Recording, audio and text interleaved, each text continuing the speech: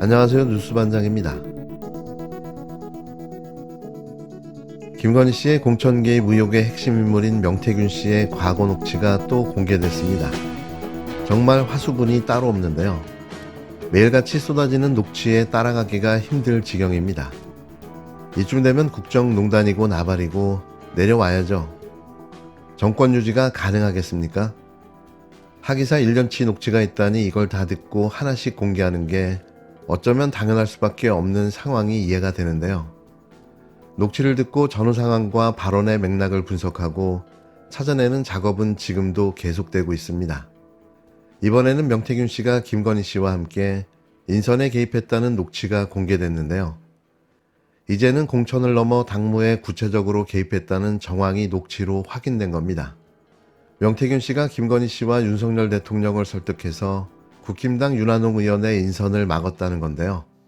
명 씨는 윤 대통령이 김건희 씨에게 전화하지 말라며 자신에게 화를 냈다가도 다음 날엔 미안하다는 전화를 걸어왔다며 대통령 부부와의 관계를 자랑하기도 했습니다. 이 녹취는 지난 2022년 3월 초 명태균 씨가 지인과 나눈 대화인데요. 민주당이 공개한 이 대화에서 명 씨는 김건희 씨에게 전화를 걸어 윤한홍 의원의 비서실장 임명을 막았다고 주장합니다. 사모님, 윤한홍이는 훌륭한 사람입니다. 서울대를 나왔고 인사비서관을 하고 서울시에 있었고 경남도에 있었고 그렇게 훌륭하신 분을 어떻게 그 선거판에 비서실장을 씁니까? 귀한 그릇은 귀한 손님한테 써야 됩니다. 안 돼요. 바로 때부터 뭐 이유 설명 없이 안 돼. 바로 신랑 전화해갖고 내가 윤한홍 의원한테 안 된다 했으니까 당신 그래 알아. 김건희 씨가 본인의 조언을 받아들여 인선을 결정했다는 게 명 씨의 주장인데요. 명 씨는 윤 의원의 경남도지사 출마도 본인이 막았다고 말했습니다. 윤한홍이 도지사 나가면 홍 대표가 가만히 있겠나. 그러면 또 어부지리로 민주당 된다. 그 귀한 그릇은 귀한 손님을 줬으니까 청와대 데리고 가라 그랬지. 예. 아니 윤 총장이 내보고 윤한홍이는 행안부 장관을 시켜도 명 박사 때문에 경남지사는 내가 안 내보냈기라고 2번 전화 와갖고 명 박사 우리 마누라하고 장관한테 전화하지 마! 전화했지. 장관이 전화번호 모르는데 그 다음날 미안하다고 전화. 옆에서 뭐라 하면 막 하고 다음날 미안하다. 명 씨는 윤 대통령이 본인에게 화를 냈다가도 다음날 사과까지 했다며 대통령 부부와의 관계를 과시하기도 했는데요. 녹취에 거론된 당사자인 윤한홍 의원은 명 씨의 과시와 허풍일 뿐이라면서 김건희 씨에게 인선 관련 전화를 받은 적이 없다고 반박했습니다. 민주당은 이번 녹취를 두고 김건희 씨가 당무에 깊이 개입했다는 것이라며 대통령실과 여당을 향해 억지궤변으로 대통령 부부를 감싸지 말라고 쏘아붙였는데요.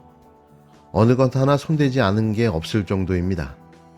진짜 이 나라의 대통령이 누구인지 다시 한번 실감하게 됩니다. 더 얼마를 두고 봐야 하는 걸까요? 매일같이 반복되는 이 정권을 성토하는 말들이 이제는 소리 없는 아우성이 되어가고 있는데요. 하지만 이 정권은 아무 일도 없다는 듯 버티기 뭉개기로 하루하루를 연명해 나가고 있습니다. 이미 10%대 지지율이 말해주듯 이 정권은 국정을 운영할 동력을 잃어버렸는데요. 한 야당 정치인이 말한 것처럼 호스피스 말기 환자의 모습이 이 정권의 모습인 겁니다. 검찰개혁을 주요 공약으로 내세웠던 조국혁신당이 다시 한번 검찰개혁을 강하게 요구하고 나섰는데요. 윤석열 대통령 부부는 내버려둔 채 검찰이 야당 대표만 먼지 털듯 수사해 결국 징역형을 받아냈다며 수사권과 기소권을 독점한 검찰 권력을 견제해야 한다고 날을 세웠습니다. 하지만 칼자루를 쥔 민주당은 김건희 특검법 통과가 우선이라며 소극적인 분위기인데요. 이유는 검찰개혁은 시간도 걸리고 여론도 조성해야 하지만 김건희 문제는 당장 폭발력이 훨씬 크다고 보기 때문입니다. 검찰개혁도 중요하지만 현재 상황에서 우선순위를 김건희 특검으로 정한 건데요. 나름의 이유가 있었던 겁니다. 지난 대선 기간 윤석열 대통령은 김건희 도이치모터스 주가 조작 연루 의혹을 공개적으로 부인했습니다. 하지만 한국거래소는 김건희 모녀가 약 23억을 번 것으로 분석했고 돈을 뺐다는 넉 달 뒤에도 김건희 씨 계좌 3개는 법원이 인정한 주가 조작 범행에 동원됐습니다. 이것뿐만이 아니었는데요. 모두가 다 아시는 바대로 이 주가 조작은 무혐의로 마무리됐고 300만 원이 넘는 명품백 디올백을 뇌물로 수수한 사건도 무혐의로 끝났습니다. 그러고도 추가로 드러나고 있는 공천 개입, 국정농단 사건들은 명백한 증거와 정황들이 쏟아져 나오고 있지만 수사조차 시작도 하지 않고 있는데요. 대체 이런 나라가 어디 있습니까? 반대로 야당 대표와 그 가족에 대한 수사는 거침이 없었습니다. 없는 죄까지 만들어내며 어떻게든 사법 처리라는 올가미에 잡아넣으려고 애를 쓰고 있는 거죠. 조국혁신당이 검찰을 향해 왜 더불어민주당 이재명 대표의 발언은 허위사실이고 법정에 세우고 윤 대통령 발언은 그대로 두냐고 물었습니다. 수사권과 기소권을 독점하는 검찰은 다른 선진국에서 찾아보기 어렵다며 막강한 권력을 분리하는 법안을 통과시키자고 민주당에 거듭 제안했습니다. 민주당도 문제의식은 같지만 당장 동참하는 분위기는 아닌데요. 이유는 앞전에 말씀드린 선택과 집중의 문제인 거죠. 국민들이 더 원하는 것이 검찰개혁과 김건희 특검 중 무엇이겠냐. 이건 우선순위의 문제라는 건데요. 김건희 특검 공세가 더 먼저라는 취지입니다. 이 대표가 첫 유죄 판결을 받은 상황에서 보복성 또는 대표 방탄용 개혁에 나선다는 시각도 의식한 것으로 보입니다. 조국혁신당은 특검법과 검찰개혁을 병행하자고 제안하고 있는데 명태균 씨 파문과 공천개입 의혹 등에 대한 검찰 수사가 미진할 경우 언제든 검찰개혁 입법 논의가 재점화될 수도 있는데요. 선택의 문제일 뿐 지금 상황에서의 결정인 거죠. 보다 정말 처음 봤습니다. 이렇게 불공정한 나라가 있을까요? 이러고도 가만히 있는다면 국민 모두가 개 돼지가 되고 말 듯합니다. 이번 국회 회기에 조국 혁신당이 제출한 검찰개혁 사법 통과를 촉구합니다.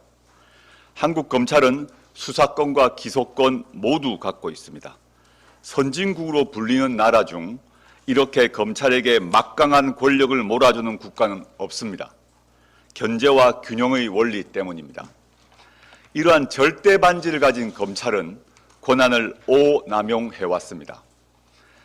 야당 대표 부인은 식사비 10만 얼마 카드 결제하는 것을 말리지 않았다고 검찰이 기소해 벌금형을 받게 만들었습니다.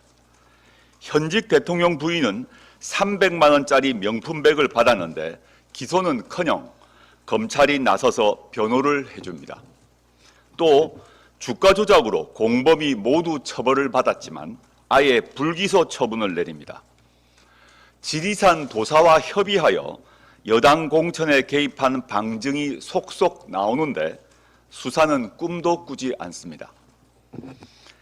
대선 패배 정치인에 대해서는 발언 하나하나를 정밀 분석하여 먼지 털듯 수사하고 기소해 1심에서 징역형 선고를 받아냈습니다.